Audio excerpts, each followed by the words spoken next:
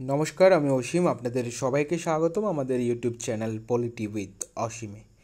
আজকের এই ভিডিওর মধ্যে আমরা 2017-এর কোয়েশ্চেন নাম্বার 41 থেকে শুরু করব। ঠিক এর আগের ভিডিওর মধ্যে আমরা 2016 এবং 2017-এর 40 নাম্বার কোয়েশ্চেন পর্যন্ত আমরা কভার করে নিয়েছি। আজকের এই ভিডিওর মধ্যে আমরা শুরু করব কোয়েশ্চেন নাম্বার 41 থেকে। এর মিডলে আমরা আরেকটি ভিডিও করেছিলাম যেখানে আমরা বলেছি যে 20 বেস্ট কোয়েশ্চেন আমরা সলভ করেছি, as well as not only the question আমরা সলভ করেছিলাম, সেখানে তার পাশাপাশি আপনাদেরকে এটাও বললাম যে জিনিসগুলো থেকে অ্যাকচুয়ালি ওয়েস্টার্ন থিঙ্কার ছিল। তো ওই জিনিসগুলোতে আপনারা কোন কোন জিনিসগুলোকে আপনারা ভালোভাবে পড়বেন এবং কোন কোন জিনিসগুলো এক্সামের জন্য খুবই গুরুত্বপূর্ণ। সো এটা আমি আজকেও বলবো বা এই কোয়েশ্চেনের থ্রুতেও আমরা বলবো। দেখুন, আমরা যদি চাই একটা ইয়ারের কোয়েশ্চেন উইদিন 1.5 আওয়ারের মধ্যে আপনাদের আনসারগুলো আমরা দিয়ে দিতে পারি, কিন্তু আমাদের এই সেশনের মেন উদ্দেশ্য হলো যে আমাদের ইন্টার রিলেটেড জিনিসগুলোকে আমরা ভালোভাবে জানা, ইন্টার রিলেটেড যে জিনিসগুলো কীভাবে এক্সামে আসতে পারে ওই পার্সপেক্টিভটাকে বোঝা এবং আমাদের প্রিপারেশনকে আরও প্রপার ওয়েতে একটা শেপ দেওয়া। ওকে, চলুন আমরা সিম্পলি শুরু করছি কোয়েশ্চেন নাম্বার 41 থেকে। 41 নাম্বার কোয়েশ্চেন কী বলছে? In the Indian constitution the right to equality is granted by the 5 articles. অর্থাৎ ভারতীয় সংবিধানের 5টি ধারায় সাম্যের অধিকার স্বীকৃতি পেয়েছে। এগুলি কি? এর আগে আমি আরও কয়েকটা জিনিস আপনাদেরকে বলে রাখি।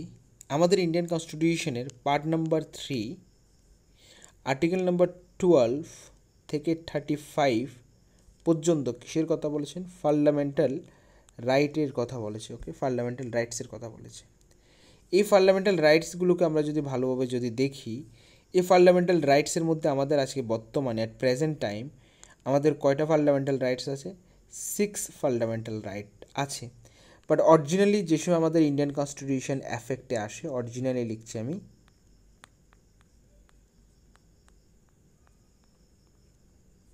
অরিজিনালি যখন আমাদের ইন্ডিয়ান কনস্টিটিউশন লাগু হয় 26 জানুয়ারি 1950, তখন আমাদের কাছে 7টা ফান্ডামেন্টাল রাইট ছিল। একটা ফান্ডামেন্টাল রাইট যেটাকে রাইট টু প্রপার্টি বলছি, আমি রাইট টু প্রপার্টি লিখে দিচ্ছি শুধুমাত্র, এটাকে পরবর্তী সময়ে ক্যান্সেল করা হয় আমাদের ইন্ডিয়ান কনস্টিটিউশন থেকে, যেটা 44 কনস্টিটিউশন অ্যামেন্ডমেন্ট অ্যাক্টের থ্রুতে 1978-এ এটাকে ক্যান্সেল করা হয়। অর্থাৎ রাইট টু প্রপার্টিটা বর্তমানে আমাদের ফান্ডামেন্টাল রাইটে নেই, বর্তমানে আমাদের কাছে 6টা ফান্ডামেন্টাল রাইটস আছে। সো এখানে বলছে রাইট টু ইকুয়ালিটি। এখানে রাইট টু ইকুয়ালিটি যদি বলি যে আমাদের যে 6টা ফান্ডামেন্টাল রাইটস আছে, এখানে যে প্রথম যে ফান্ডামেন্টাল রাইটটা, সেখানে রাইট টু ইকুয়ালিটির কথা বলা হয়েছে। সো এখানে right answer is right to equality mention in the Indian constitution article number 14 to article number 18। তারপর রাইট টু ফ্রিডম যদি বলি, রাইট টু ফ্রিডম আমাদের কনস্টিটিউশনে মেনশন করা আছে article number 19 to 22। Right against exploitation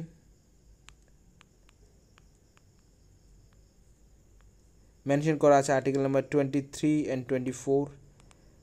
right to freedom of religion, okay, religion article number 25 to 28 mention করা আছে। তারপরে যদি বলি আমাদের কয়টা হলো, আমাদের একটা, দুইটা, তিনটা হলো, আমি কোনো একটা, হ্যাঁ একটা তো, এটা 4টা হলো। আরেকটা হলো কি, কালচারাল অ্যান্ড এডুকেশন রাইট, যেটা আর্টিকেল নাম্বার 29 এবং 30-তে লেখা। ইভেন 32-তে right to constitutional remedies, okay, right to constitutional রিমেডিসের কথা লেখা আছে। সো এই 6টা ফান্ডামেন্টাল রাইট বর্তমানে আমাদের ইন্ডিয়ান কনস্টিটিউশনে আছে। আশা করি এই কোয়েশ্চেনটার মেইন জিনিসটা আপনারা বুঝতে পারলেন। এই ফান্ডামেন্টাল রাইট ইন্ডিয়ান কনস্টিটিউশনের পার্ট নাম্বার 3-তে আছে। এই ফান্ডামেন্টাল রাইট আমাদের কনস্টিটিউশনে নেওয়া হয়েছে কোন দেশের সংবিধান থেকে? ইউএস থেকে নেওয়া হয়েছে। ফাইন, আশা করি question number 41 is clear, answer is C. Fine, আমরা কোয়েশ্চেন নাম্বার 42 এর দিকে আমরা যাচ্ছি। দেখুন, at present the right to property in India belongs to the category of.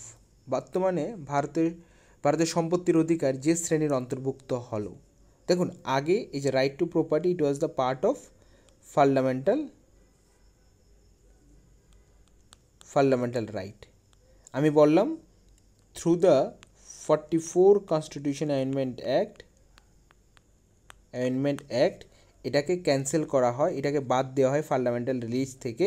ইয়ারটা আমি ওই সময় লিখে দিলাম 1978। ওকে, এই সময় এই ফান্ডামেন্টাল রাইটের লিস্ট থেকে রাইট টু প্রপার্টিটাকে ক্যান্সেল করিয়ে কী হিসাবে এটাকে রাখা হয়, এটাকে রাখা হয় লিগ্যাল রাইট হিসাবে। ওকে, লিগ্যাল রাইট। ওকে, কী হিসাবে এখন বর্তমানে আমাদের রাইট টু প্রপার্টি যে রাইটটা আছে এটা কী হিসাবে আপনার থাকে আছে বর্তমানে, আইনগত অধিকার। ওকে, আইনগত অধিকার, legal right. Option number B is the right answer.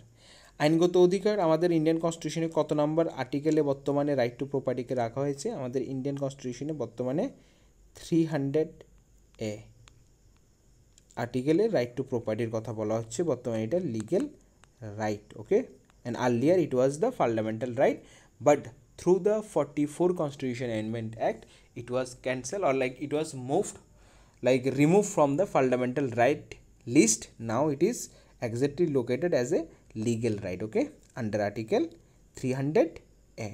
Fine, I think it's clear. Question number 43 number question. Okay, then we will move, আমরা এখন দেখব question number 44 question কি বলছে।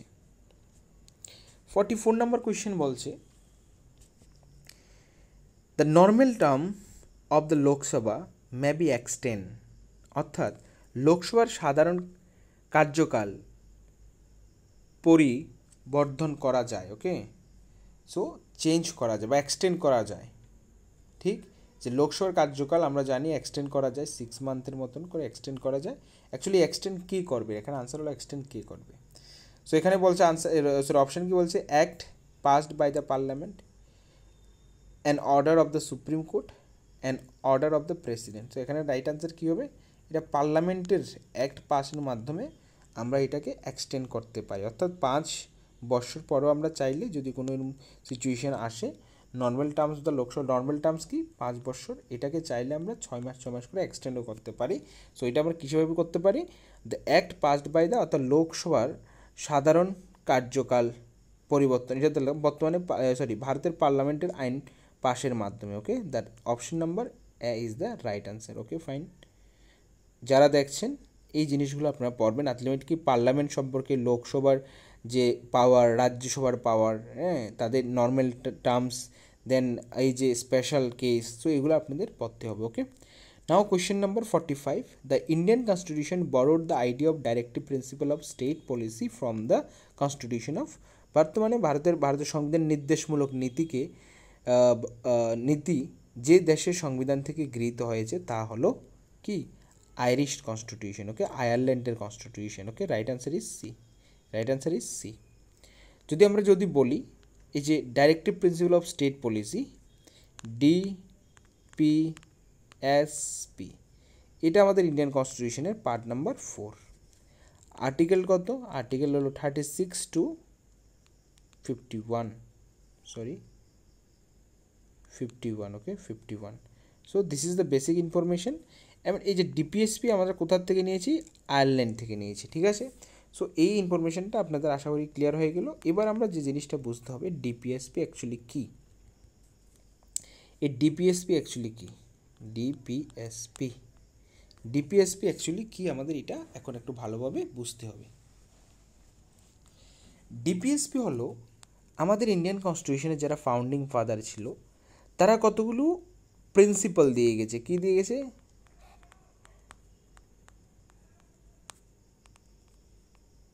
কিছু প্রিন্সিপাল দিয়ে গেছে। ঠিক, এই প্রিন্সিপালগুলোকে আমাদের যে ল মেকার যারা আছে, লাইক পার্লামেন্ট বা মেম্বার অফ পার্লামেন্ট যারা আছে, তারা যখনই ল তৈরি করবে তখন এই প্রিন্সিপালগুলোর প্রতি তাদের ধ্যান রাখতে হবে। তার ডাইরেকশন দিয়ে গেছেন, দ্যাট মিনস ডাইরেক্টিভ প্রিন্সিপাল দিয়ে গেছেন স্টেট পলিসি। যখন স্টেট পলিসি তৈরি করবে, দেখেন আপনারা এগুলো কীভাবে মনে রাখবেন, আমি একেবারে সিম্পল করে আপনাদেরকে বলে দিচ্ছি। দেখুন ডিপিএসপি কি, অনেকজনের ডাউট থাকে অ্যাকচুয়ালি ডিপিএসপি মানে কি। ডিপিএসপি মানে ইজ নাথিং, সিম্পলি ডিপিএসপির ফুল আমরা যদি ফর্মটা যদি দেখেন, এটা আনসার হবে কি, answer number C. So DPSP কি, ডিপি আপনার ওয়ার্ডটা দিয়ে এসপি, ডি মিনস কি, direction given by the constitution maker as a form of policy, অর্থাৎ তারা পলিসি নীতির মতো কিছু নীতির ডাইরেকশন দিয়ে গেছে। যখন স্টেট পলিসি তৈরি করবে তখন এই নীতিগুলোকে ফলো করতে হবে।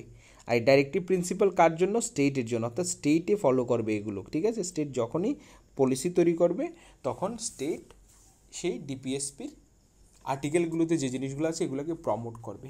এখন আপনার DPSP is one of the important part, আমাদের সিলেবাসের একটা ইম্পর্টেন্ট পার্ট হলো ডিপিএসপি। ওকে, এবার ডিপিএসপির যে আর্টিকেল বললাম আমি 36 to 51, আমি বলবো এই যে যতগুলো আর্টিকেল আছে না, এই আর্টিকেলগুলো আপনি ভালো করে মুখস্থ করে নিন, কারণ ডিপিএসপি থেকে প্রত্যেক বছর একটা বা দুইটা কোয়েশ্চেন আপনি এক্সামে পাবেন। মেনলি ডিপিএসপি থেকে কী হচ্ছে, যে আর্টিকেল নাম্বার কী, যেরকম আর্টিকেল নাম্বার 38 কী বলছে, ওয়েলফেয়ার স্টেটের কথা বলছে। আর্টিকেল নাম্বার 40 পঞ্চায়েতের কথা বলছে। দেন আর্টিকেল নাম্বার 44 ইউনিফর্ম সিভিল কোডের কথা বলছে। আর্টিকেল নাম্বার 45 লাইক এলিমেন্টারি এডুকেশনের কথা বলছে, যেখানে তো আপনার 0 to 6 ইয়ার পর্যন্ত এডুকেশনের কথা বলছে। দেন আর্টিকেল নাম্বার 46 যেখানে শিডিউল কাস্ট শিডিউল ট্রাইবের কথা বলছে। সো এই জিনিসগুলো আপনাদের ভালোভাবে পড়তে হবে। আপনারা যদি পারেন এই যে আর্টিকেলগুলো আছে, আমাদের যারা আমাদের অনলাইন কোর্স আমাদের সাথে আছেন, আমরা তাদেরকেও বলেছি যে আপনারা এই জিনিসগুলোকে ভালোভাবে মুখস্থ করুন। ঠিক, এই জিনিসগুলো মুখস্থ করতে হবে, কারণ এখান থেকে প্রত্যেক বছর কোনো না কোনোভাবে কোয়েশ্চেন কিন্তু আসছে। সো এরই সাথে আমাদের 45 নম্বর কোয়েশ্চেন আমরা শেষ করলাম। তখন এবার আমরা কোয়েশ্চেন মুভ করব। Question number 46। কোয়েশ্চেন নাম্বার 46 কী বলছে আমরা যদি দেখি, সাম্যের অধিকারের অর্থ হচ্ছে, সাম্যের অধিকার মিন্স কি, রাইট টু ইকুয়ালিটি মিন্স আসলে কি। Right to equality means option কি আছে, সমান কাজের সমান বেতন, জাতি ধর্ম বর্ণ প্রভৃতির ভিত্তিতে বৈষম্যের বিরুদ্ধে অধিকার, আইনের চোখে সাম্য, অর্থাৎ equal pay for equal work, right against discrimination on the ground of race caste religion etcetera, equality before the law. So এই ক্ষেত্রে আপনি যখন ভালোভাবে পড়বেন আপনি দেখবেন all of the above is the right answer, all of the above is the right answer. Right to equality, আমাদের right to equality একটু উপরে আমরা পড়লাম, এর মানে কি, রাইট টু ইকুয়ালিটি মিন্স কি, the irrespective of gender, caste, colour, the every citizen has the equal right. এখানে তেমন কিছু নেই, ডেফিনেশন বা এক্সপ্লেন করারও কিছু নেই, একটা স্টেটমেন্ট দিয়েছে, right answer is all of the above. Then আমরা যদি দেখি কোয়েশ্চেন নাম্বার, এবার আমরা কোয়েশ্চেন নাম্বার 47-এ আমরা মুভ করছি। কোয়েশ্চেন নাম্বার 47 কী বলছে আমরা একটু দেখি। Which one of the following authorities is the custodian of fundamental rights in India, অর্থাৎ নিচের উল্লেখিত কোন কর্তৃপক্ষ ভারতের মৌলিক অধিকারের রক্ষক। ওকে, কাস্টোডিয়ান। ওকে, সো আমাদের মৌলিক অধিকারের কে রক্ষক, আমাদের যে ফান্ডামেন্টাল রাইটস আছে এটা কে প্রোটেক্ট করছে, এটা প্রোটেক্ট করছে Supreme Court. Supreme Court. Okay, কে প্রোটেক্ট করছে এটাকে, সুপ্রিম কোর্ট প্রোটেক্ট করছে। কি প্রোটেক্ট করছে, আমাদের ফান্ডামেন্টাল রাইটকে সুপ্রিম কোর্ট প্রোটেক্ট করছে। ফাইন, সুপ্রিম কোর্ট কীভাবে প্রোটেক্ট করছে আমরা যদি দেখি, article number 32, even high court article number 226, এর থ্রুতে কী বলছে, আমাদের ফান্ডামেন্টাল রাইট যদি কোনোভাবে যদি ভায়োলেট হয়, আমাদের ফান্ডামেন্টাল রাইট যদি কোনোভাবে যদি ভায়োলেট হয়, তাহলে আপনার কাছে as a citizen of India, okay, you have the right to file the case in the supreme court. অর্থাৎ কোনো অথরিটি যদি আপনার যদি ফান্ডামেন্টাল রাইটকে যদি ভায়োলেট করে, তো আপনি সুপ্রিম কোর্টে যেতে পারবেন আর্টিকেল নাম্বার 32 এর থ্রুতে, এবং হাইকোর্টে যেতে পারবেন আর্টিকেল নাম্বার 226 এর থ্রুতে। ওকে, সো আনসার কী হবে সেটা, সুপ্রিম কোর্ট অফ ইন্ডিয়া। অর্থাৎ কে আমাদের রক্ষক, আমাদের মৌলিক অধিকারের রক্ষক কে, Supreme Court. Okay, Supreme Court of India is the রক্ষক। অর্থাৎ আপনি এখানে কী পড়বেন, সুপ্রিম কোর্ট সম্পর্কে, মানে আপনার ইন্ডিয়ান জুডিশিয়ারি সম্পর্কে আপনার একটা ভালো একটা নলেজ এক্সামে আপনার দরকার। ওকে, ফাইন। দেন আমরা যদি কোয়েশ্চেন নাম্বার 48 যদি দেখি কি বলছে, who can abolish the legislative council of a state. অর্থাৎ আমরা জানি যে ভারতের বিধান পরিষদকে বিলোপ করতে পারে বা পারেন। বিধান পরিষদ কি, আমরা এখন একটু জিনিসগুলো ভালোভাবে বোঝার চেষ্টা করব। অ্যাকচুয়ালি কি বিধান পরিষদ মানে কি, দেখুন আমাদের যেভাবে ন্যাশনাল লেজিসলেটিভ অর্থাৎ পার্লামেন্টের যেভাবে দুইটা কক্ষ আছে, যে একটা রাজ্যসভা একটা লোকসভা, সেমভাবে স্টেট এর ক্ষেত্র দুইটা কক্ষ অর্থাৎ দুইটা চেম্বার থাকতে পারে। কোয়েশ্চেন নাম্বার 48 আমরা ডিসকাশন করছি, আগে ডিসকাশন করিনি, তারপর আমরা আনসারটা দেখবো। আমি আপনাদেরকে আরও কিছু ইম্পর্টেন্ট ইনফরমেশান আপনাদেরকে আমি এই কোশ্চেনের থ্রুতে করাবো। আপনারা শুনতে থাকুন যে আমি কী এক্সপ্লেনেশন করছি। রাজ্যের বিধান পরিষদ কে বিলোপ করতে পারে, কোশ্চেন এটা। যেভাবে আমি বলছি যে আমাদের ন্যাশনাল অ্যাসেম্বলি অর্থাৎ আমাদের পার্লামেন্টের 2টা চেম্বার আছে, সেভাবে স্টেট অ্যাসেম্বলিরও 2টা চেম্বার হতে পারে। ঠিক, স্টেট অ্যাসেম্বলিরও 2টা চেম্বার হতে পারে। যদি আমরা বলি, একটা তো আমাদের কাছে আছে, সব স্টেটের কাছে আছে কি, স্টেট লেজিসলেটিভ অ্যাসেম্বলি। ওকে, কি স্টেট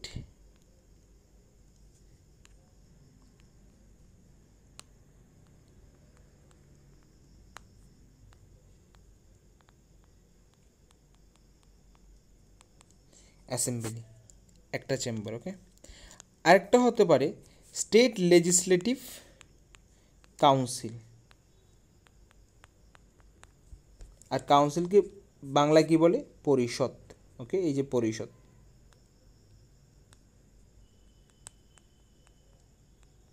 পরিষদ। আর লেজিসলেটিভ অ্যাসেম্বলি কি বলে, বিধানসভা।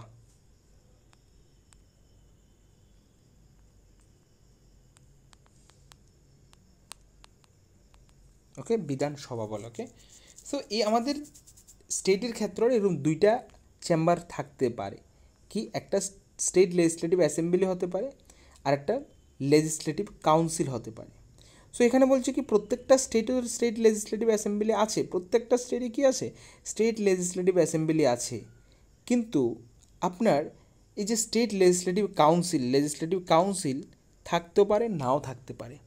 অর্থাৎ এখানে বলছে কি, হু ক্যান অ্যাবলিশ, যদি থাকে তাহলে কে এটা চাইলে এটা বন্ধ করে দিতে পারে, বা কে চাইলে এটাকে পুনরায় আবার ওপেন করতে পারে।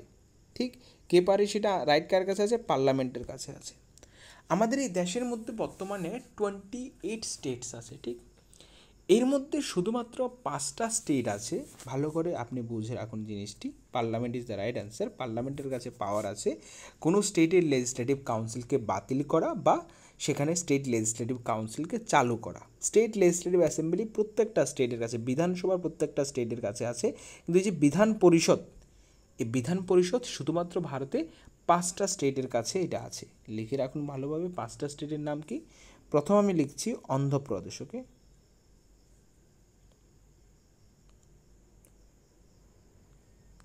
অন্ধ্রপ্রদেশ। ওকে, প্রদেশ। ওকে, পি, অন্ধ্রপ্রদেশ। দেন বিহার, দেন ইউপি। 3টা হয়ে গেল। সরি, আমি 5টা স্টেট বলেছি, এখানে 5টা না 6টি স্টেট হবে। বিহারের কথা আমি ভুলে গেছি, বিহার আছে এখানে। বিহার বললাম, বিহার তো আমি লিখেছি। তারপরে কর্ণাটকা, 3টা লিখেছি, কর্ণাটকা।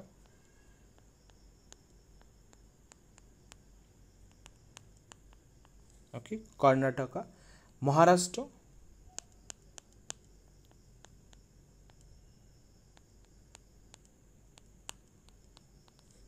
মহারাষ্ট্র। আর লাস্ট ওয়ান কি, তেলেঙ্গানা। ওকে, সরি, তেলেঙ্গানা। ওকে,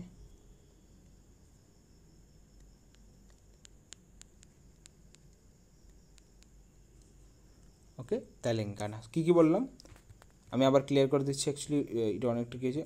অন্ধ্রপ্রদেশ, বিহার, ইউপি, কর্ণাটকা, তেলেঙ্গানা, মহারাষ্ট্র, এই 6টা স্টেট আছে বর্তমানে আমাদের ভারতে, যাদের কাছে স্টেট লেজিসলেটিভ কাউন্সিল আছে। আর প্রত্যেক স্টেটের কাছে স্টেট লেজিসলেটিভ অ্যাসেম্বলি থাকে, বাট স্টেট লেজিসলেটিভ কাউন্সিল বর্তমানে কয়টা স্টেটের কাছে আছে, 6টা স্টেট। এগুলোর নাম কি, যে অন্ধ্রপ্রদেশ, বিহার, কর্ণাটকা, মহারাষ্ট্র, ইউপি, তেলেঙ্গানা। ওকে, এই 6টা স্টেটের কাছে কী আছে, এই কাউন্সিল আছে। যেভাবে আমরা যদি পার্লামেন্টের উচ্চকক্ষ বলি, যেভাবে আমরা রাজ্যসভাকে উচ্চকক্ষ বলি, লোকসভাকে নিম্নকক্ষ বলি, এই ক্ষেত্রে স্টেটের অ্যাসেম্বলি লেজিসলেটিভ বডির ক্ষেত্রে আমরা এটাকে কি বলি, আপার হাউস। ওকে, UPP, আপার হাউস বলি। ওকে, বিধান পরিষদকে আমরা আপার হাউস বলি। ওকে, বিধান পরিষদকে আমরা কি বলি, আপার হাউস বলি। আর স্টেট লেজিসলেটিভ অ্যাসেম্বলিকে আমরা লোয়ার হাউস বলি, এটা মনে রাখবেন। ওকে, so question number 48 is clear. Okay, question number 40, the word secular was added to the preamble to the constitution of India by, অর্থাৎ সেকুলার ধর্মনিরপেক্ষ ওয়ার্ডটি আমাদের সংবিধানে কততম সংবিধান সংশোধনের মাধ্যমে যুক্ত করেছে সেটা আপনার কাছ থেকে জানতে চাই। আমরা যদি সিম্পলি যদি বলি, আমাদের সংবিধানে যে সেকুলার ওয়ার্ডটা আছে এটা যুক্ত করেছে 42 কনস্টিটিউশন অ্যামেন্ডমেন্ট অ্যাক্ট ইয়ার 1976। এবার আরেকটা জিনিস আপনাদের জানতে হবে, secularism was not the only word which was added through the 42 constitution amendment act. Okay, সেকুলারিজমের পাশাপাশি socialist, okay, and integrity,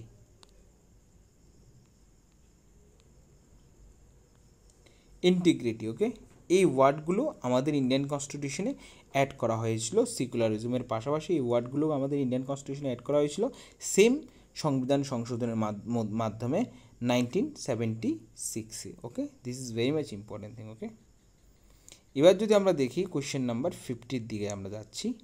the chairman of the Union Public Service Commission, chairman of the Union Public Service Commission holds office for a terms of, অর্থাৎ কেন্দ্রের রাষ্ট্রকৃত কমিশনের সভাপতি যে সময়ের জন্য তার পদে নিযুক্ত হন তা হলো 6 ইয়ার পর্যন্ত এবং 65 ইয়ার, ওকে, পর্যন্ত তিনি থাকতে পারেন, যেটা তার আগে হয়ে যায়। কারো যদি 6 ইয়ার যদি আগে কমপ্লিট হয়ে যায়, ওকে, তাকে ছেড়ে দিতে হবে। এবার কেউ যদি আপনার 65 ইয়ার আগে যদি কমপ্লিট হয়ে যায় তাকে ছেড়ে দিতে হবে তার পজিশন। ওকে, সো এটা হলো 50 নাম্বার কোয়েশ্চেনের এক্সপ্লেনেশন। এবার যদি দেখি যে আমাদের কোয়েশ্চেন নাম্বার 51 কি বলছে। 51 নাম্বার কোয়েশ্চেন বলছে, A joint public service commission can be created by, অর্থাৎ একটি যুক্তরাষ্ট্র কৃতক কমিশন গঠিত হতে পারে, কার দ্বারাই গঠিত হতে পারে? এ অর্ডার অফ দ্য প্রেসিডেন্ট, ঠিক, আমরা যদি বলি কি order of the president, or যদি বলি যে a resolution of the Rajya Sabha, or an act of the parliament, and none of the above। তো এক্ষেত্রে আনসার কি হবে? এক্ষেত্রে আনসার যদি আমরা যদি দেখি, এক্ষেত্রে রাইট আনসার হলো কি আপনার option number C, an act of the parliament. পার্লামেন্টে যদি অ্যাক্ট পাস করে, কার রিকোয়েস্টে? স্টেটের রিকোয়েস্টে। ওকে, স্টেটরা যদি রিকোয়েস্ট করে, তারপর পার্লামেন্ট যদি ল পাস করে, তাহলে জয়েন্ট পাবলিক সার্ভিস কমিশন তৈরি হতে হবে। এই জয়েন্ট পাবলিক সার্ভিস কমিশন কত নম্বর আর্টিকেলে হতে পারবে? আর্টিকেল নাম্বার 15(2), ওকে, 315(2) ক্লজ। ওকে, এখানে জয়েন্ট পাবলিক সার্ভিস কমিশন তৈরি করা যেতে পারে। ঠিক, এবার জয়েন্ট পাবলিক সার্ভিস কমিশন যে তৈরি করা যেতে পারে, অ্যাকচুয়ালি এই যে সিস্টেমটা কবে এসেছে? এই যে joint public service commission means কি, সেম কমিশন, ওকে, ওয়ার্ক করতেছে তো আপনার দুইটা সেপারেট স্টেটের জন্য। লাইক যদি আমি এক্সাম্পল যদি নিই, আমাদের ধরো এমন একটা জয়েন্ট পাবলিক সার্ভিস কমিশন করা হয়েছে যেটা আমাদের ত্রিপুরাতে এবং আসামে রিক্রুটমেন্টের লেগে সেম ওয়েতে তারা কাজ করছে, ত্রিপুরা আর আসাম। ওকে, সো এটাকে জয়েন্ট পাবলিক সার্ভিস কমিশন বলে। সেম কমিশন দুইটা স্টেটের রিক্রুটমেন্ট প্রসেসের জন্য কাজ করছে, সেটাকে জয়েন্ট পাবলিক সার্ভিস কমিশন বলে। আর্টিকেল নাম্বার মানে 315(2)তে এটা স্টাবলিশড করা হয়েছে। এই যে জয়েন্ট পাবলিক সার্ভিস কমিশনের যে কনসেপ্টটা আমাদের ইন্ডিয়ান কনটেক্সটে কবে এসেছে সেটা জানা খুবই গুরুত্বপূর্ণ। এই যে জয়েন্ট পাবলিক সার্ভিস কমিশনের কথা বলা হয়েছে 7th কনস্টিটিউশন অ্যামেন্ডমেন্ট অ্যাক্টের মধ্যে, কনস্টিটিউশন অ্যামেন্ডমেন্ট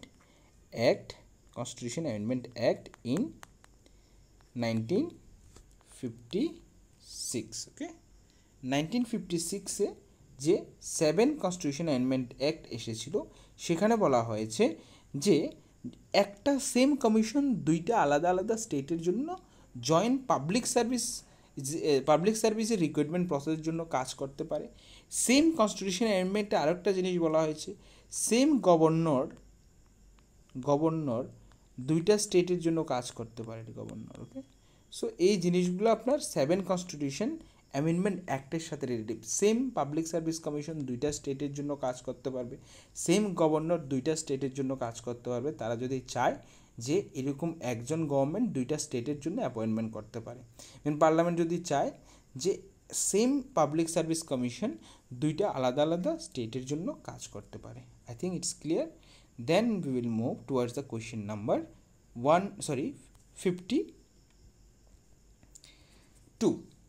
52 নম্বর কোয়েশ্চেন কি বলছে, the Indian system is different from the British parliamentary system in that India has, অর্থাৎ ভারতীয় ব্যবস্থা ব্রিটিশ সংসদীয় ব্যবস্থা থেকে ভিন্ন এই কারণে যে ভারতে এমন কি আছে ভারতে যে কারণে আমাদের যে সিস্টেম, আমাদের যে আপনার পার্লামেন্টারি সিস্টেম বা সংসদীয় শাসন ব্যবস্থার সিস্টেম সেটা ব্রিটিশ থেকে আলাদা।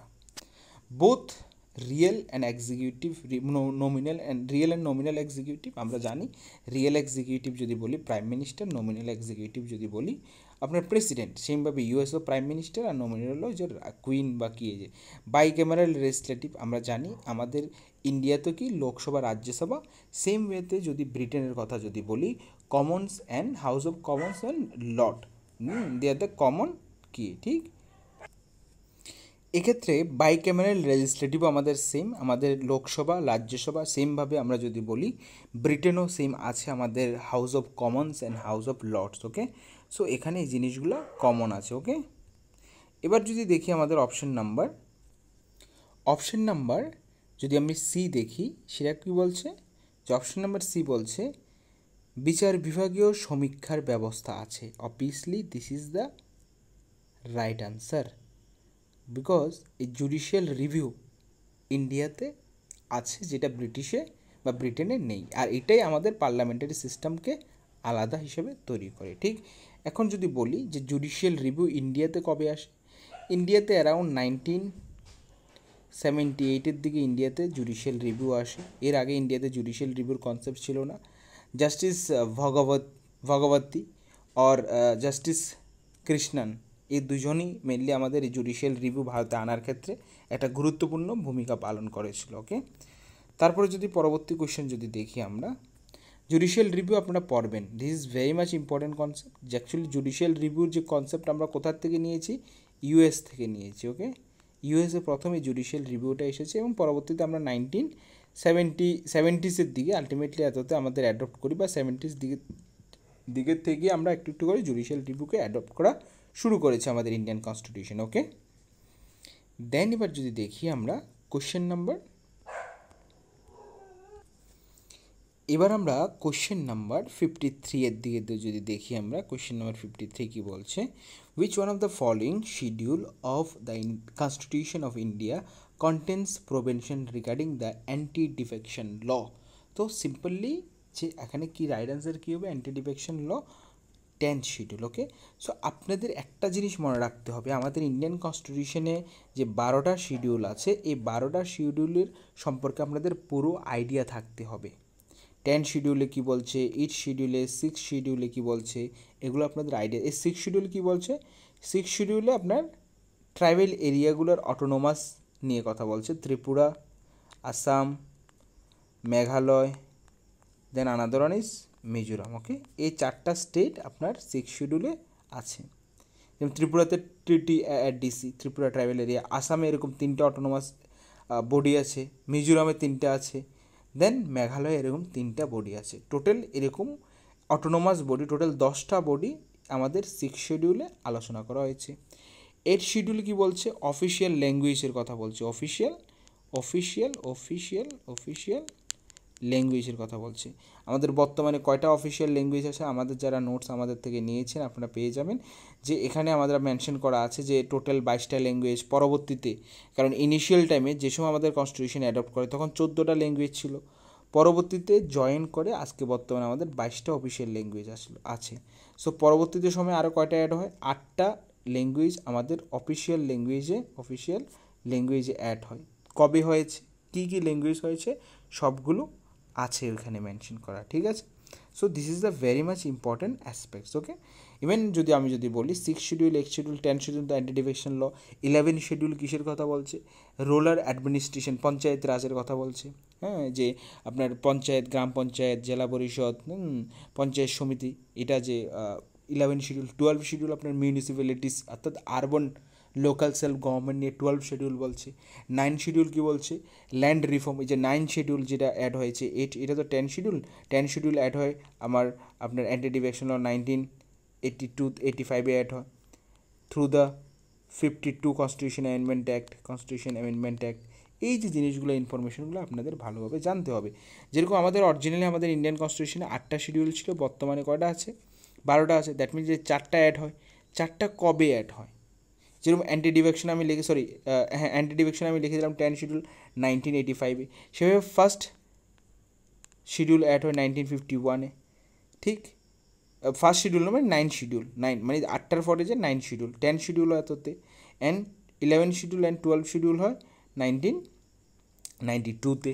ওকে, so this is very much important. আপনারা 12 শিডিউল সম্পর্কে ভালোভাবে পড়বেন। ওকে, মানে আমি আপনাকে বারবার বলছি যে জিনিসগুলো আপনাদের পড়া খুবই দরকার। এই যে এর মধ্যে হলো 12 শিডিউলকে আপনাদের ভালোভাবে পড়া দরকার। ওকে, এবার আমরা যদি দেখি question number 54, national development council in India. Actually national development ভারতের জাতীয় উন্নয়ন পরিষদ কবে গঠিত হয়? এটা একদম সিম্পল আনসার, 1952-তে গঠিত হয়, যখন আমাদের অ্যাকচুয়ালি এটার কাজ কি, প্ল্যানিং কমিশনকে অ্যাসিস্ট করা। আমাদের প্ল্যানিং কমিশন হয়েছিল 1950-তে। এই কমিশনটার রিপোর্টকে অ্যাসিস্ট করা, তাদেরকে কী করা, এটার মেন উদ্দেশ্য আছিল। তো আমরা জানি 2015 আমাদের প্ল্যানিং কমিশন শেষ হয়ে যায়, নীতি আয়োগ আসে। তো নীতি আয়োগ আসার সাথে সাথে এই যে ন্যাশনাল ডেভেলপমেন্ট কাউন্সিল, তার কাজও আর অতটা এফেক্টিভ নেই, তার কাজও প্রায় শেষের দিকে। ওকে, মানে তেমন এফেক্টিভলি এখন আর সে কাজ করছে না। ওকে, এটা অ্যাকচুয়ালি প্ল্যানিং কমিশনকে অ্যাসিস্ট করতো।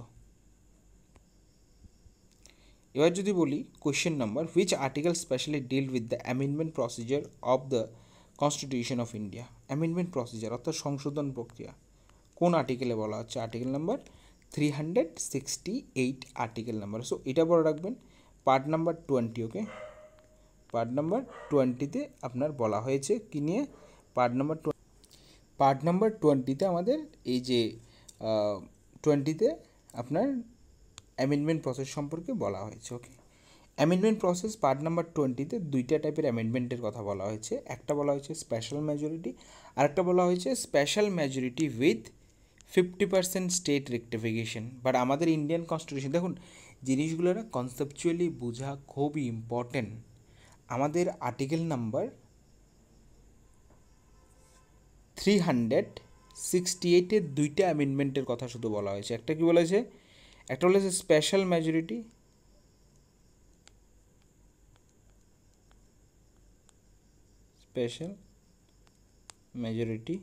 আরেকটা বলেছে special majority with 50% state supports. Okay, state supports. এই দুইটা টাইপের অ্যামেন্ডমেন্ট প্রসেসের কথা আমাদের আর্টিকেল নাম্বার 368 বলে। বাট ইন জেনারেল আমাদের ইন্ডিয়ান কনস্টিটিউশনে অ্যামেন্ডমেন্ট প্রসেস 3টা টাইপ। আমাদের ইন্ডিয়ান কনস্টিটিউশনে কিছু বেসিক জিনিস আছে যেগুলো আমরা সিম্পল মেজরিটিতে আমরা চেঞ্জ করতে পারি, কিন্তু এই সিম্পল মেজরিটির টাইপটা আমাদের এই নাম্বার আর্টিকেলে মেনশন করা হয়নি। এই আর্টিকেলে দুইটা, একটা কি বলছে স্পেশাল মেজরিটি, ওকে, আরেকটা কি বলছে special majority plus 50% state support. Okay, fine. এই দুইটা মেজরিটির কথা, টাইপের কথা বলছে, ঠিক। 50% স্পেশাল মেজরিটি প্লাস স্টেটের 50% মিনস কি, ওই জিনিসগুলা যে জিনিসগুলা স্টেটের কোনো একটা জিনিসের ক্ষেত্রে আপনার যে স্পেশাল মেজরিটি প্লাস 50% স্টেট যে জিনিসগুলো বলছে, এক্ষেত্রে কী হচ্ছে, এক্ষেত্রে ওই জিনিসগুলোই অ্যামেন্ডমেন্ট করার কথা বলা হচ্ছে যে জিনিসগুলো স্টেটকে এফেক্ট করছে। লাইক জিএসটি, এটা কিন্তু আপনার এই প্রসেস হবে। অর্থাৎ যে আমাদের ইন্ডিয়ান কনস্টিটিউশনের 7 শিডিউল আছে না, 7 শিডিউল কী বলে, সাবজেক্টের কথা বলে, যেখানে স্টেট সেন্টার রিলেশন।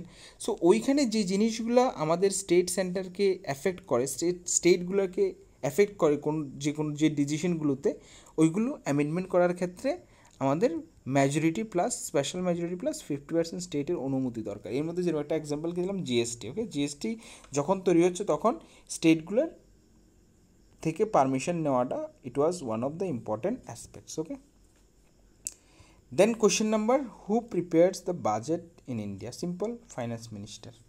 কে প্রিপেয়ার করে? Finance minister. বাট এর ক্ষেত্রে কাউন্সিল অফ মিনিস্টার, প্রাইম মিনিস্টারের একটা ইম্পর্টেন্ট ইনপুট থাকে। ওকে, বাট আলটিমেটলি আমরা অফিসিয়ালি বলি যেটা ফাইন্যান্স মিনিস্টার। এখানে এক্সপ্লেন করার কিছু নেই।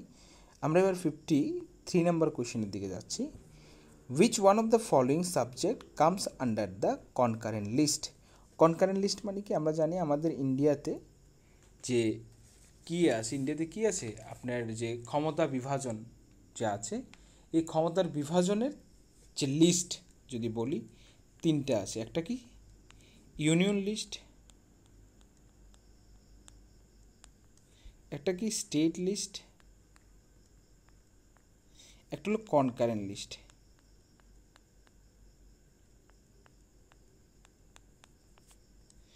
ইউনিয়ন লিস্ট যেখানে শুধুমাত্র পার্লামেন্ট ল তৈরি করবে, স্টেট লিস্ট যেখানে স্টেটগুলো তৈরি করবে, কনকারেন্ট লিস্ট যেখানে ইউনিয়ন প্লাস স্টেট দোনোজনের ক্ষমতা আছে। এখানে শুধুমাত্র স্টেট, এখানে শুধুমাত্র ইউনিয়ন।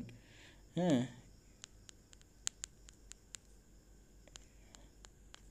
স্টেট, এখানে ইউনিয়ন প্লাস স্টেট দোনোটারই ক্ষমতা আছে কি তৈরি করার? আইন তৈরি করার ক্ষমতা রয়েছে। ওকে, এবার যদি বলি কোয়েশ্চেনটার ক্ষেত্রে রাইট অ্যান্সার কী হবে? এই কোয়েশ্চেনটা বলছে কি which one of the following subject comes under the concurrent list. So এখানে এডুকেশন কিন্তু কনকারেন্ট লিস্টে আসে। এডুকেশন কি লিস্টে আসে? কনকারেন্ট লিস্টে আসে।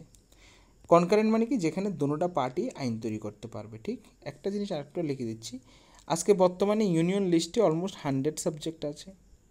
স্টেট লিস্টে আমি যদি ভুল যদি না করি এখন বর্তমানে 61 সাবজেক্ট আছে। কনকারেন্ট লিস্টে যদি আমি যদি এখানে ইউনিয়ন লিখে দিই 100 লিখে দিচ্ছি। কনকারেন্ট লিস্টে আজকে বর্তমানে 52 সাবজেক্ট আছে। ঠিক, ওকে। সো এই যে এডুকেশন বর্তমানে কনকারেন্ট লিস্টে। আগে এটা কোথায় আসলো? এটা আগে এটা স্টেট সাবজেক্টে আসলো। ঠিক, earlier it was the part of, এই যে এডুকেশন যেটা আছে earlier it was the part of state list, but বর্তমানে এটা কোথায় আছে? বর্তমানে এটা কনকারেন্ট লিস্টে আছে। কোথায় আছে? কনকারেন্ট লিস্টের পার্ট এটা, কনকারেন্ট লিস্ট অর্থাৎ যুগ্ম তালিকার পার্ট এটা। ওকে, যুগ্ম তালিকার পার্ট। ওকে, শিক্ষা।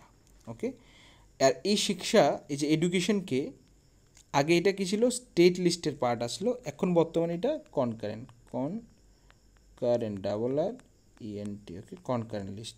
কবে এটা স্টেট লিস্ট থেকে কনকারেন্ট লিস্টে নিয়ে গেলা হলো? 42 constitution amendment act 1974। Fine, sorry 76-এ এটাকে শিফট করে স্টেট সাবজেক্ট থেকে কনকারেন্ট সাবজেক্টে নেওয়া হয়। ওকে, ফাইন। তারপরে আমরা কোয়েশ্চেন নাম্বার 58 দেখছি। কোয়েশ্চেন নাম্বার 58 কী বলছে? The chief justice of a high court is in India can be remove by, অর্থাৎ আমাদের ইন্ডিয়ার যে চিফ জাস্টিস আছে, চিফ জাস্টিসকে আমরা কিসের থ্রুতে রিমুভ করতে পারি? So this is a very much important question. Okay, so আমরা যদি বলি এখানে অপশন কী আছে? The decision of the Lok Sabha, the order of the president, the impeachment in the parliament. So এখানে রাইট অ্যান্সার যদি আপনাদেরকে যদি বলি out of this 4 option, right answer এখানে the order of the president. দেখুন, প্রেসিডেন্ট তো ফাইনালি তাকে রিমুভ করবে অন দ্য গ্রাউন্ড, যদি তার মিসবিহেভিয়ার বা ইনকেপেবল যদি হয় তাকে রিমুভ করতে পারবে। বাট এর আগে আরও কিছু প্রসেসিং আছে যেটা পার্লামেন্টে হয়, বাট ফাইনাল ডিসিশনটা কার হাতে? আপনার the order of the president. So এখানে এক্সপ্লেন করার তেমন কিছু নেই যে এখানে আগে কোন গ্রাউন্ডে মিসবিহেভিয়ার বা আপনার ইনকেপেবল এই গ্রাউন্ডে চিফ জাস্টিসকে রিমুভ করতে পারে। আর এখানে মেনলি অনেকগুলো প্রসেসিং আছে পার্লামেন্টে, but final decision done by the president. Okay, fine. Then আমরা মুভ করছি কোয়েশ্চেন নাম্বার 59 কোয়েশ্চেন কী বলছে? Which one of the following subject is not entered in the union list. দেখুন, ইউনিয়ন লিস্টের কোনটা সাবজেক্ট নেই? দেখুন, আপনারা যদি ভালোভাবে যদি এখানে যদি অপশনগুলো যদি দেখেন দেন আপনি ইজিলি পিক আউট করতে পারবেন এখানে কোনটা ইউনিয়ন লিস্টের সাবজেক্ট নয়। অবভিয়াসলি ফরেন অ্যাফেয়ার্স অর্থাৎ বিদেশ নীতি বা বিদেশ সংক্রান্ত বিষয়, এটা সবসময় আপনার ইউনিয়ন লিস্টের আন্ডারেই হবে। রেল আমরা সবাই চোখ বন্ধ করে বলতে পারি rail is the subject of union list, but public health is not the subject of union list, public health আপনার স্টেট লিস্টে। সো আপনি এখানে আনসার কী হবে, স্টেট লিস্ট। তো আপনি এখান থেকে কী পড়বেন, যে আমি বললাম যে আমাদের কাছে ইউনিয়ন লিস্টে বর্তমানে 100 সাবজেক্ট আছে, আপনি 100 সাবজেক্ট কি মনে রাখবেন না, এর মধ্যে ইম্পর্টেন্ট 10টা, অ্যাটলিস্ট 10টা সাবজেক্ট আপনার মনে রাখতে হবে, ইম্পর্টেন্ট সবগুলো না। স্টেট লিস্টে আমি বললাম আজ বর্তমানে 61 সাবজেক্ট আছে, ঠিক 61 সাবজেক্টকে আপনি মনে রাখবেন না। কনকারেন্ট লিস্টে আজকে বর্তমানে 52 সাবজেক্ট আছে, সবগুলোই মনে রাখবেন না।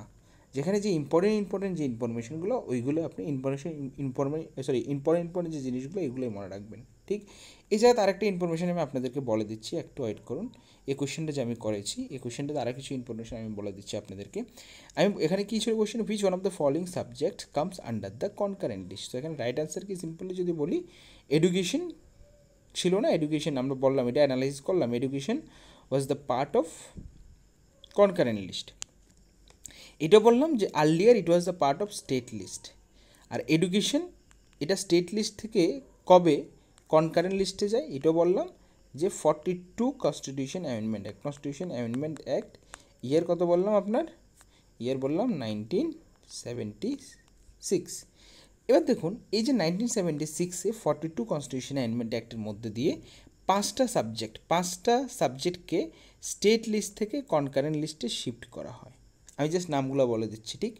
একটা তো এডুকেশন হয়ে গেছে, আরেকটা হলো কি ফরেস্ট মেজারমেন্ট, হ্যাঁ, protection of wild animals, bird and administrative justice.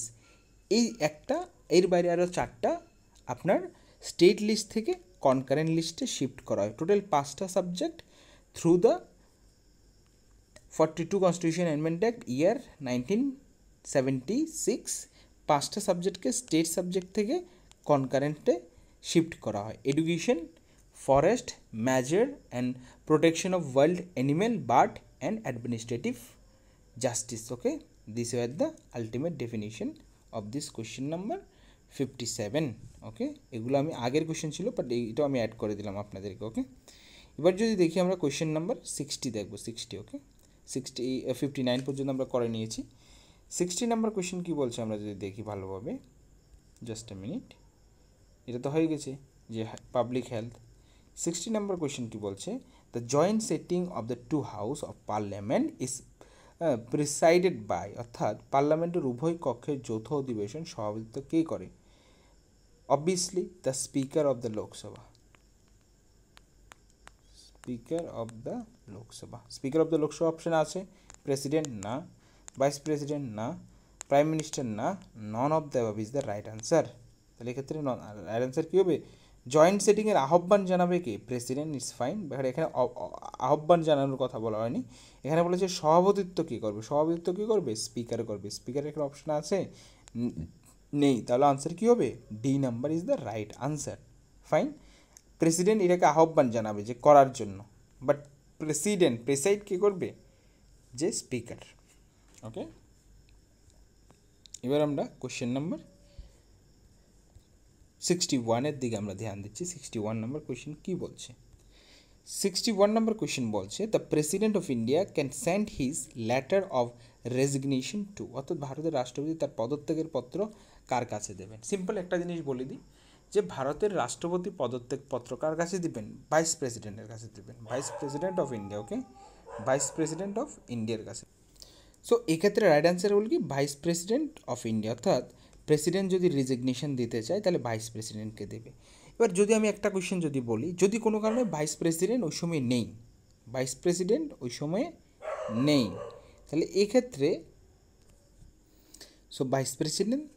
President তার রিজিগনেশন ভাইস প্রেসিডেন্টের কাছে দেবে, এবং কোনো কারণে যদি ভাইস প্রেসিডেন্ট যদি না থাকে তাহলে সে কী করবে, এক্ষেত্রে তিনি চিফ জাস্টিস অফ ইন্ডিয়া কাছে তিনি রিজিগনেশন লেটার জমা দেবে, কোনো কারণে ভাইস প্রেসিডেন্ট যদি না থাকে। So this is very much important thing. Okay, এটা মনে রাখবেন। ওকে, তারপরের কোয়েশ্চেন যদি দেখি 62 নম্বর কোয়েশ্চেন, আমরা দেখি কতটুকু পর্যন্ত করতে পারি। আজকের এই ভিডিওর মধ্যে অনেক ডিস্টারবেন্স তো হচ্ছে মিডলে বিভিন্ন কারণে। সো আমরা ট্রাই করবো যে ম্যাক্স 70 পর্যন্ত যাওয়ার আজকে আমি ট্রাই করবো। সো দেখি কতটুকু অবধি পারি আমরা। Who appoint chief election commission in India. Obviously chief election কমিশনকে কে অ্যাপয়েন্ট করবে? President. President most of the পজিশনকে প্রেসিডেন্টই অ্যাপয়েন্টমেন্ট করে, ঠিক প্রাইম মিনিস্টার কো প্রেসিডেন্ট, বাট এখানে প্রেসিডেন্টকে কিছু ফলো করতে হয়, চিফ জাস্টিস অফ ইন্ডিয়া এগুলোকে প্রেসিডেন্ট অ্যাপয়েন্টমেন্ট করে। সো এক্ষেত্রে রাইট অ্যান্সার কী হবে? প্রেসিডেন্ট হবে। ওকে, এটা আলোচনা করার কিছু নেই। দেখুন তারপরে যদি দেখি, when were the first general election held in India? Obviously general election 1950, actually 51-এ প্রথম হয়েছে, বাট এটা 52 পর্যন্ত কন্টিনিউ হয়েছিল। অনেক দিন এই ভোটিং ফার্স্ট ইলেকশনটা চলেছিল সেখানে, বিকজ ওই সময় আমাদের ইকুইপমেন্ট বা কি অনেকটা কম ছিল। সো আরও একটা জিনিস যদি মনে রাখতে হয় আপনাদের, এখানে ফার্স্ট ইলেকশন কমিশনার কোন ছিল? সুকুমার সেন। ওকে, Sukumar Sen. Okay, Sukumar Sen was the first election commissioner of India. Okay, and first election কবে? 1951 or 52 অবধি চলেছিল, এখানে 51কে আপনারা কনসিডার করতে পারেন। ওকে, তারপরে যদি পরবর্তী কোশ্চেন যদি বলি, can any amendment, constitution amendment bill be voted by the president? No, কোনো কনস্টিটিউশন বিলে এমনকি কনস্টিটিউশন অ্যামেন্ডমেন্ট বিলে প্রেসিডেন্টের কোনো পাওয়ারও থাকে না সেটাকে কী করার, ঠিক এখানে কনস্টিটিউশন প্রেসিডেন্টকে কী করতে হয়? অ্যাসাইনমেন্ট দিতে হয়, মতলব সিগনেচার বা অ্যাসেন্ট দিতেই হয় কনস্টিটিউশন অ্যামেন্ডমেন্ট বিলটির ক্ষেত্রে। Okay, then which one of the following is not the union territory of union territory? Okay, so Goa is not a union territory, it is a state. Goa is a state. Okay, Goa কবে state হয়? গোয়া কবে হয় আমি যদি ভুল যদি না করি, গোয়া 1987-এ একটা স্টেটের উপাধি পায়, মানে স্টেটহুড, যেভাবে আমাদের ত্রিপুরা 1972-তে পায়, মণিপুর 1972-তে পায়, সেভাবে গোয়া আপনার 1987-এ স্টেটের উপাধি পায়। আজকে বর্তমানে ইউনিয়ন টেরিটরি, আজকে আমাদের আপনাদের নেক্সট বার এক্সামের জন্য কি এই যে 8টা ইউনিয়ন টেরিটরি, বর্তমানে কয়টা ইউনিয়ন টেরিটরি আছে? 8টা। এই 8টার নামগুলো আপনারা জেনে রাখবেন। ওকে, 8টার নামগুলো আপনারা ভালোভাবে জানবেন। ওকে, ফাইন। তারপর আমরা কোয়েশ্চেন নাম্বার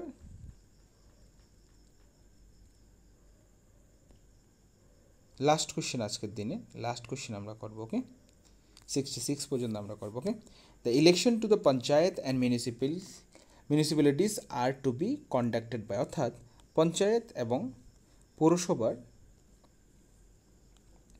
ভোট কার দ্বারা করা হয়? দেখুন আমাদের কাছে স্টেট গভর্নমেন্ট আছে না ভাই, স্টেট গভর্নমেন্ট কেন ইলেকশন করবে এগুলো? State election commission is the right answer.